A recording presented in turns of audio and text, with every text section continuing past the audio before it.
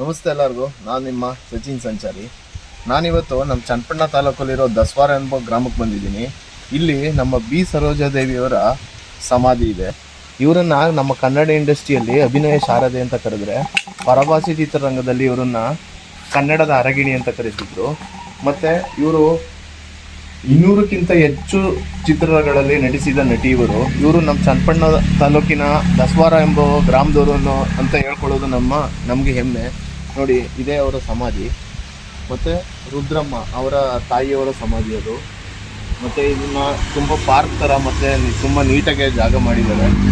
ಈ ಕಡೆ ಎಲ್ಲ ಇದು ಅವ್ರ ತೋಟ, ಇದೆಲ್ಲ ಅವ್ರ ತೋಟ.